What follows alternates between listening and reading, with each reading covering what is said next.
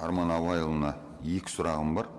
Біріншісі, жаңа сіз баяндамаңызда мемлекеттік тіл туралы бір жанама әңгіме айтып өте шықтыңыз. Мұрат Абдулхамитұлы айтып еді, иә деп. Бізде ең қоғамдағы үлкен проблема осы тілдің айналасында. Жаңа барлығыңыз айтып отырсыздар осы заңның маңыздылығын. Келеді, қарапайым айтайын, әлеуметтік желіден бәріңіз көріп жүрсіздер, бір тұтынушы бір жерге келеді де, сен маған неге мемлекеттік тілде қызмет көрсетпейсің дейді, содан дау шығады, содан қоғам шулайды. Оның кеселі неде? Бізде ешбір жерде анықталмаған мемлекет, конституциядан басқа жерде мемлекеттік тілдің мәртебесін көтергіміз келмейді біз. Сондықтан заңда нақты жазылу керек. Кез келген Қазақстан аумағындағы орындаушы және сатушы бірінші кезекте мемлекеттік тілде қызмет көрсетуге міндетті деп жазу керек заңға.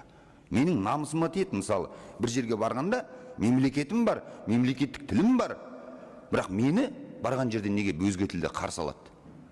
Егер тіліміз жетпей жатса, айтамыз, иә, 3 тілде, 5 тілде қызмет көрсетсін маған десе. Бірақ Қадыр атамыз айтпақшы, өзге тілдің бәрін біл, өз тіліңді құрметте.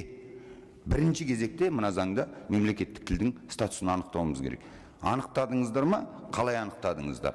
Бұл бірінші сұрағым. Екіншісі, жаңағы әріптесім Бақытжан Жұмабекұлының сұрағының жалғасы іспетті. Менің де басымнан жаңағы әуе компаниясына зардап көргендердің біреуі менмін. Мынандай оқиға өткен, мысал ретінде айтайын. Бізде әуе компаниясы бар, мысалы, СКАТ. 1 сағат кешігеді, 2 сағат кешігеді, 3 сағат кешігеді, қайта телефон соқсаң, ана жақта бір сөйлейтін бас отырады, мен ештеңе шешпеймін, мен білмеймін дейді.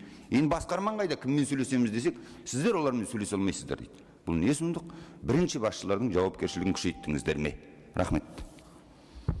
Рахмет, Ринат Рифқатұлы, өте өзекті мәселе. Мына тіл жағынан мен айттым ғой, мына қазіргі таңда біздің заңнамада ондай талап бар, міндетті түрде қазақ тілінде жазу керек. Ондай болмаса біз мына мәселені қазіргі таңда біздің күзіретімізде ондай функционал бар. Біз мына неге жауапкершілікке тартамыз, ол міндетті түрде. Біз мына заң жобасында бұл норма бар. Қалай сіз мысалы қазақ тілінде сұранатын болсаңыз, сізге міндетті түрде қызмет көрсетеді. Ондай болмаса, онда сіздің құқығыңыз тұтынушы жағынан сіздің ананені арыз жазатын құқығы бар.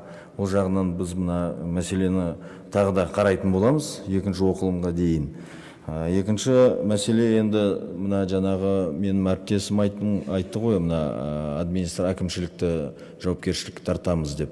Ондай жоспар бар. Енді біздің жағынан ең басты мәселе мына әуе тасымалдау қызмет көрсету, ол бізге жатпаған біздің функционалға. Енді біз мына норманы алып тастадық.